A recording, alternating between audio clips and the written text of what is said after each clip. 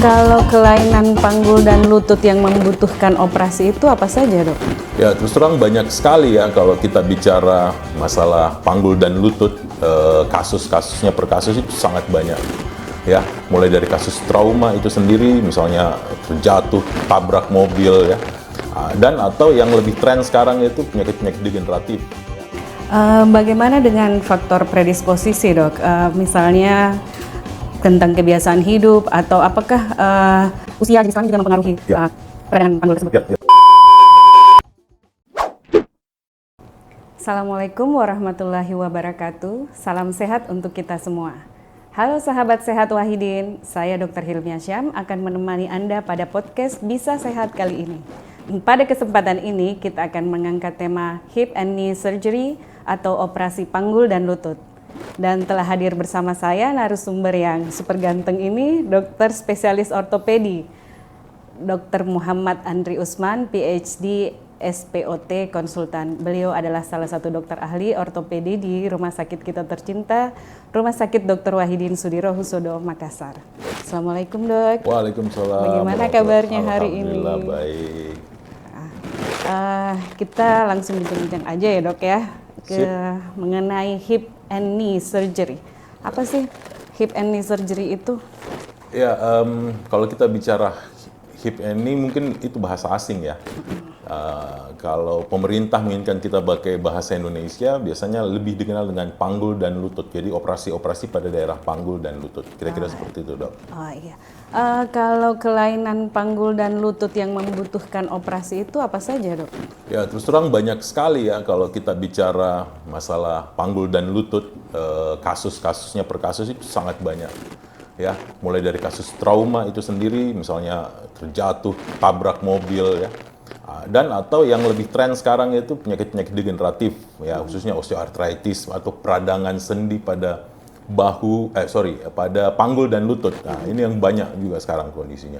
Saya ingat waktu saya sekolah dulu beberapa bulan lalu ya, kalau tidak salah saya masih residen, itu mayoritas adalah pasien-pasien trauma, kecelakaan lalu lintas di Indonesia ini. Jadi hampir setiap hari kita temukan tabrakan lah, lompat dari waktu pembangunan gedung-gedung tinggi ya, pekerja terjatuh dari ketinggian. Sehingga masalah-masalah timbul atau trauma yang terjadi banyak pada daerah panggul dan lutut. Nah, dalam perjalanannya belakangan ini, dalam mungkin 5-10 tahun terakhir, trennya berubah menjadi penyakit-penyakit degeneratif. Mungkin juga karena Indonesia sekarang sudah semakin maju, masyarakatnya sudah semakin aware dengan kejadian-kejadian kecelakaan lalu lintas, ya sudah tertib lah dalam bahasa lain, dalam berlalu lintas, sehingga gaya hidup dia semakin baik ya. Nah, penyakit-penyakit degeneratif ini yang banyak sekarang, khususnya yang menyerang pada daerah panggul dan lutut. Jadi ternyata bukan karena kecelakaan saja, Dok ya, yang menyebabkan kelainan pada panggul dan lutut ini? Ya, betul-betul. Jadi malah yang seperti saya cerita bahwa penyakit-penyakit degeneratif atau osteoartritis. Nah, saya lihat terakhir data dari WHO, dia mengatakan bahwa dari penduduk dunia ini, katanya sekitar 40% itu akan menderita penyakit osteoartritis atau peradangan pada sendi bahu. Dan dari 40%-nya itu, 80%-nya akan menyebabkan atau akan mengalami kesulitan atau keluhan pada daerah panggul dan lutut karena keterbatasan gerak, nyeri, dan sebagainya. Jadi memang kalau kita berbicara secara garis besar itu sangat luas dan sangat banyak kasus yang terjadi khususnya di daerah panggul dan lutut. Bagaimana dengan faktor predisposisi, Dok? Misalnya tentang kebiasaan hidup atau apakah usia, jenis kelamin juga mempengaruhi peradangan panggul tersebut? Iya, terima kasih. Seperti saya cerita tadi, gaya hidup nomor satu ya. Jadi ini jadi lingkaran setan sebenarnya. Di satu sisi kita diminta untuk selalu bergerak, tetapi ternyata setelah malah predileksi atau prevalensi pasien-pasien yang waktu masa mudanya sangat aktif, malah itulah yang paling banyak menderita keluhan osteoartritis atau peradangan sendi. Osteoartritis itu sendiri kan luas, mengenai pada hampir semua sendi di tubuh ini. Cuman yang kita lebih fokus ini kan lebih pada panggul dan lutut. Apalagi beban tubuh kita ini kan masih ditopang sama selain tulang belakang, panggul dengan lutut. Misalnya Dokter Hilmi, Mia mau pergi visit pasien di Bangsal kan tidak terbang, harus berjalan. Nah ini berjalan kaki naik turun tangga, ternyata ini memberikan beban tersendiri pada daerah panggul dengan lutut. Ada teori yang mengatakan bahwa setiap kita naik turun tangga misalnya, lutut itu menanggung beban kurang lebih sampai 4 kali berat badan tubuh. Bayangkan kalau berapa kali kita naik turun tangga dalam setiap hari, nah, kira-kira seperti itu beban tubuh yang harus berat tubuh ya, yang akan ditanggung oleh daerah panggul dengan lutut, khususnya pada daerah lutut. Jadi memang sangat huge, sangat luas, sangat lebar ini masalah ya. Iya, saya juga pernah membaca bahwa ternyata saat menuruni tangga beban yang dialami oleh lutut itu lebih besar daripada saat naik tangga. Betul. Apalagi sambil berlari ya kan, membawa beban berat, tentu bebannya ya. Dulu kan Dokter Mia kan ngajarin saya fisika ya. Jadi kalau turun tentu ada gaya berat ya, tentu kecepatan gaya berat itu tentu akan mempengaruhi berat atau yang akan ditanggung oleh lutut. Misalnya juga berat badan dan high heels mungkin juga berpengaruh. Ya, betul. Nah, olahraga, makan minum beralkohol, rokok, ya itu salah satu predileksi. Tetapi sekali lagi beban tubuh dan aktivitas fisiklah yang paling banyak berperan pada masalah-masalah yang timbul pada daerah panggul dan lutut. Penyakit degeneratif itu sendiri kan usia tentu sangat berpengaruh ya dok. Ya. Nah untuk operasi panggul ini, apakah ada batasan usia tertentu yang masih optimal untuk suatu tindakan operasi? Ya, oke, makasih. Nah, usia, ya jadi bayangkan pasien itu anggaplah 60 tahun. Jadi dalam 60 tahun hidupnya ini sudah berlari, berlompat, terjatuh, ada ya istilahnya semua telah dilakukan ya. Jadi tentu panggul dengan lutut akan menderita ya pada kesempatan terakhir ya pada kasus-kasus degeneratif. Nah, apakah semua diselesaikan dengan tindakan operatif? Tentu tidak sebenarnya ya. Memang tidak semua pasien-pasien itu atau masalah-masalah pada pasien itu diselesaikan di meja operasi. Tetapi tentu kita melihat biasanya menurut teori sebenarnya di bawah 40 tahun operasi-operasi sendi, pergantian sendi khususnya artroplasti itu sebenarnya ditunda. Kenapa? Karena artroplasti itu sendiri adalah tindakan terakhir yang bisa kita lakukan. Setelah semua kita coba, misalnya pengobatan, menurunkan berat badan, mengatur gaya hidup, ya, penggunaan alat bantu, apa istilahnya, minum obat dan sebagainya telah dilakukan dan gagal, baru kita masuk ke terakhir yaitu tindakan pembedahan. Kira-kira begitu. Berkaitan dengan operasi ini, apa saja sih persiapan yang harus dilakukan oleh pasien ataupun mungkin dalam kaitannya dengan rujukan pasien untuk Oke. Ya, alhamdulillah sekarang di Rumah Sakit Wahidin kan selain menjadi rumah sakit rujukan salah satu rumah sakit rujukan di Indonesia Timur, kita sangat di-cover juga dan sangat terbantu oleh BPJS, sehingga kita bisa melakukan hampir semua tindakan operatif itu bisa kita lakukan di Rumah Sakit Wahidin ini. Nah, biasanya juga memang pasien-pasien saya khususnya ya, kalau bicara panggul dengan lutut, itu adalah yang terakhir. Semua sudah dilakukan di perifer, ya, anggaplah di daerah sudah dilakukan penyuntikan, minum obatnya dan sebagainya. Dan akhirnya sudah fail, sudah tahap yang paling severe, akhirnya harus dirujuk untuk mendapatkan tindakan terapi operasi dah, ya, gitu. Nah tentu pengirimannya kan harus ada rujukan dan sebagainya. Saya kira itu semua sudah tahu tahapannya seperti apa hingga akhirnya masuk dirawat atau dipersiapkan untuk operasi. Nah, ada beberapa hal yang saya menggarisbawahi untuk persiapan pada pasien-pasien artroplasti. Nomor satu, musuh terbesar kita adalah infeksi. Ya, tentu saja. Kita hidup di Indonesia yang kuman semua sangat senang ya, tentu saja. Sehingga musuh terbesar itu adalah infeksi. Secara teori sebenarnya sebelum dilakukan tindakan operasi pada artroplasti khususnya panggul dan lutut, itu biasanya bukan biasanya, tapi harusnya dokter ortopedi itu harus merujuk pasien untuk melihat kualitas, apakah dia hygiene-nya seperti apa. Bahkan di beberapa textbook itu mengatakan untuk persiapan anggaplah total knee, operasi lutut, diharapkan pasien ortopedi itu dirujuk ke THT untuk memeriksa apakah ada infeksi, ke dokter gigi untuk memeriksa apakah ada scaling dan sebagainya. Kalau ada infeksi itu biasanya harus diobati dulu sebelum tanda-tanda atau gejala-gejala infeksi itu tidak ada, baru kita lakukan tindakan operatif. Yang kedua menurut saya adalah persiapan fisioterapi. Ini sangat penting ya, karena pengalaman saya sendiri melihat sangat jauh berbeda pasien-pasien yang mendapatkan fisioterapi untuk persiapan melakukan tindakan operatif, yang melakukan fisioterapi dan yang tidak. Sangat jauh perbedaannya. Kelihatan sekali pasien-pasien yang mendapatkan penanganan fisioterapi sebelum melakukan tindakan operatif itu setelah selesai operasi pada waktu pemulihan itu sangat bagus.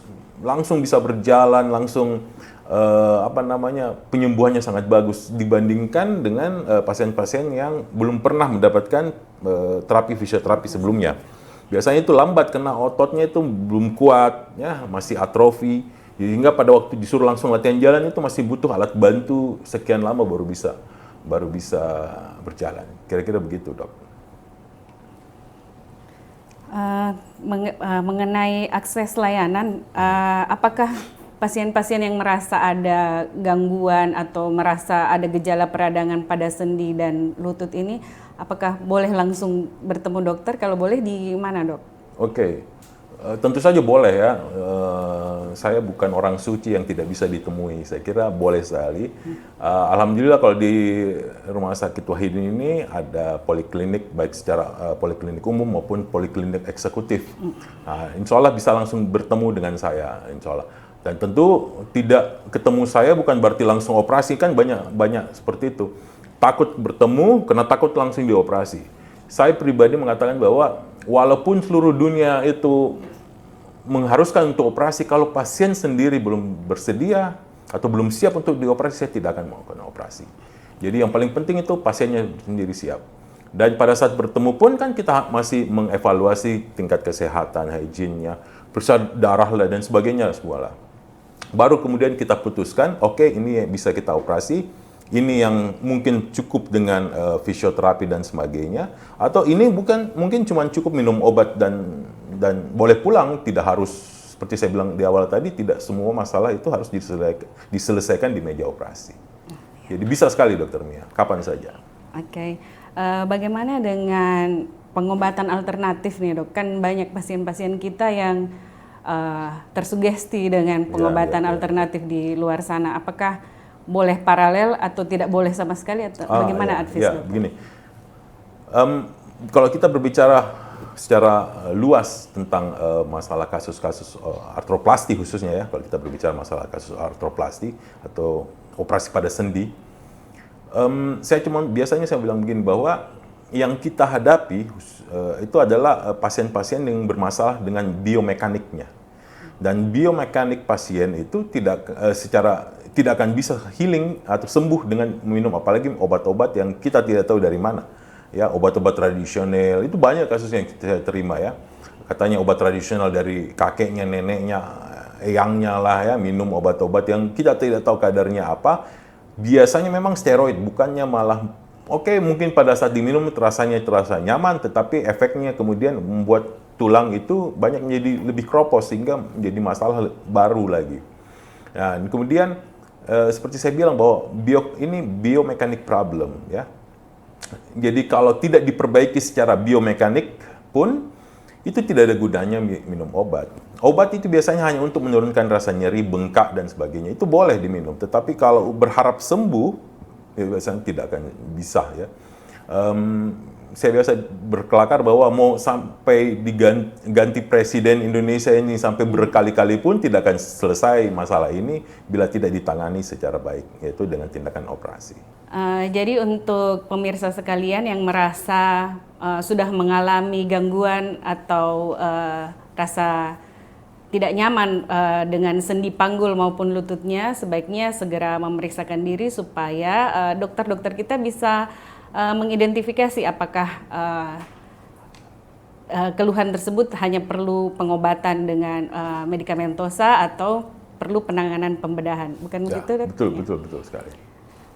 Untuk pasien-pasien yang masih ragu nih, Dok, untuk operasi karena merasa masih bisa menggunakan panggul dan lututnya walaupun dengan keterbatasan, mungkin ada saran dari dokter kapan paling lambat atau apa yang bisa mereka lakukan dulu sebelum datang ke rumah sakit? Betul sekali. Ini banyak sekali yang ditanyakan seperti itu. Kapan sih waktu yang tepat saya harus dioperasi misalnya? Nah, biasanya patokan kita itu adalah nyeri. Bila nyerinya sudah sangat mengganggu kehidupan pasien itu sehari-hari, itu biasanya kita sarankan untuk tindakan operatif. Jadi walaupun kadang hasil foto ronsen atau hasil MRI atau CT scan-nya mengatakan ini sudah rusak sekali, tetapi belum terasa nyeri atau nyerinya belum sangatlah mengganggu, saya pun pribadi mengatakan ya nggak usah dulu. Karena memang kan kita diajarkan sama guru-guru kita untuk tidak mengobati foto.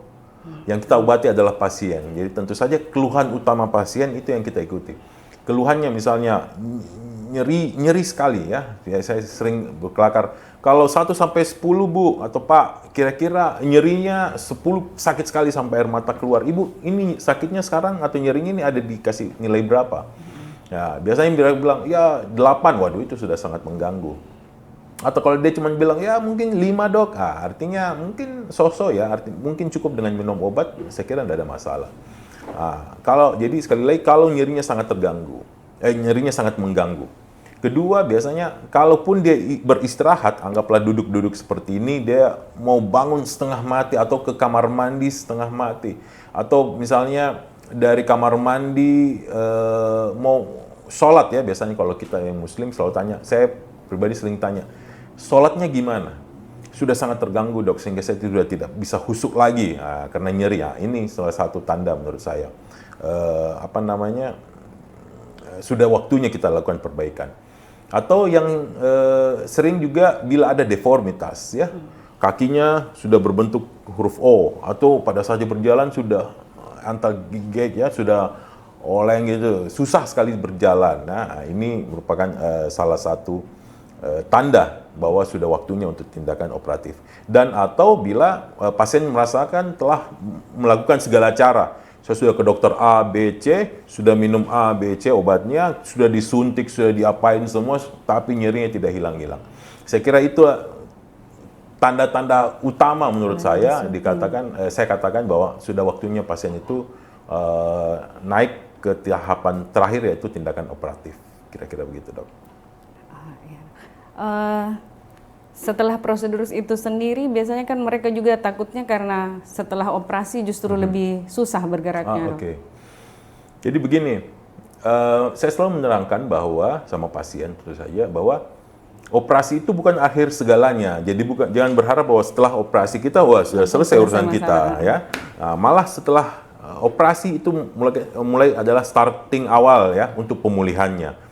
Pasien itu harus merawat lukanya dengan baik, yaitu dengan sering kontrol tentu saja ya, untuk menjaga supaya jangan sampai luka itu infeksi. Kemudian yang saya cerita di awal tadi bahwa pasien ini harus melakukan tindakan atau bertemu dengan teman-teman dari rehab medik atau fisioterapi untuk dilatih kembali mengembalikan fungsi-fungsi tubuhnya supaya pasien itu kembali bisa berjalan dan beraktivitas seperti biasa.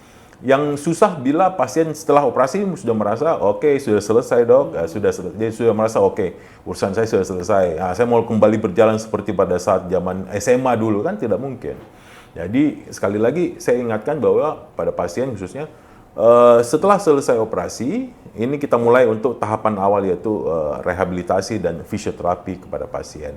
Insya Allah kalau ini semua dilakukan, saya sangat yakin bahwa operasinya akan bisa sangat berhasil. Bagaimana dengan kasus-kasus pada pasien yang sebenarnya sudah ada gangguan sendi, Dok, tapi dia masih bisa kerja walaupun terbatas, dan dia mempertimbangkan kalau misalnya saya operasi, saya akan meninggalkan pekerjaan saya sekian lama.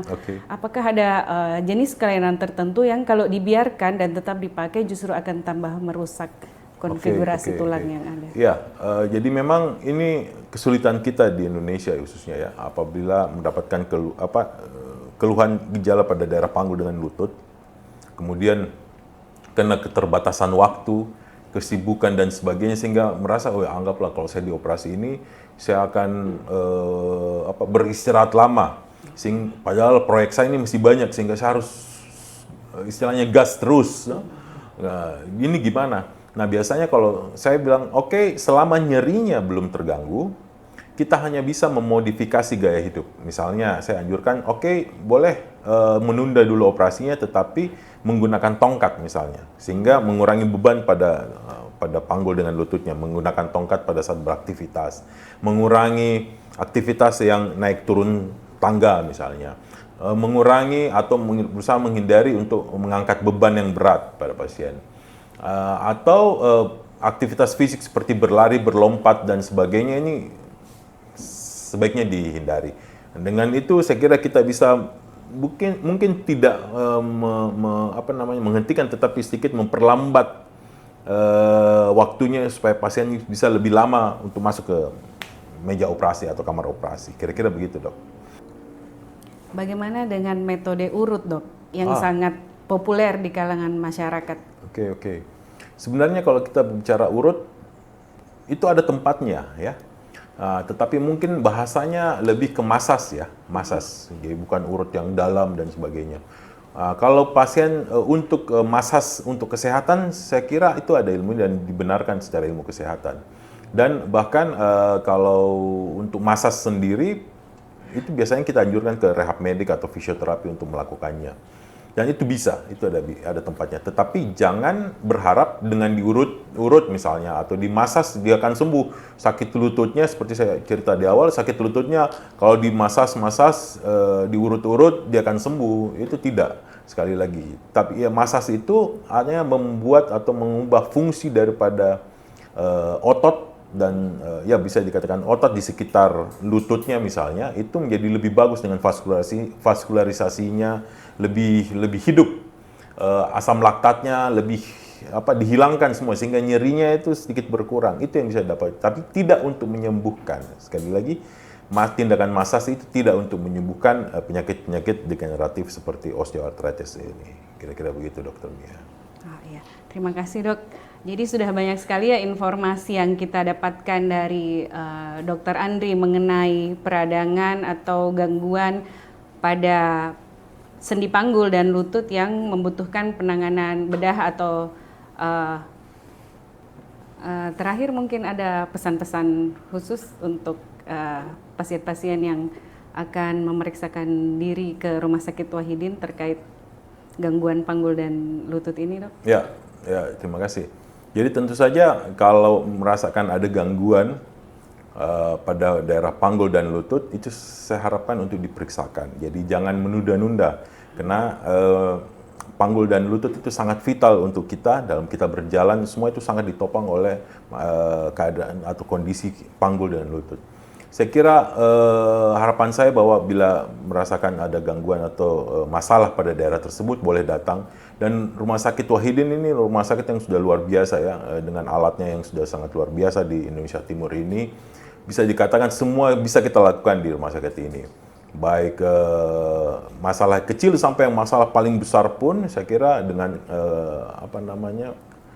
alat dan bahan lah kasarnya seperti itu di Rumah Sakit Wahidin ini, insya Allah bisa kita treatment dengan baik. Tapi tentu saja itu membutuhkan persiapan dengan yang baik. Jadi bukan buru-buru.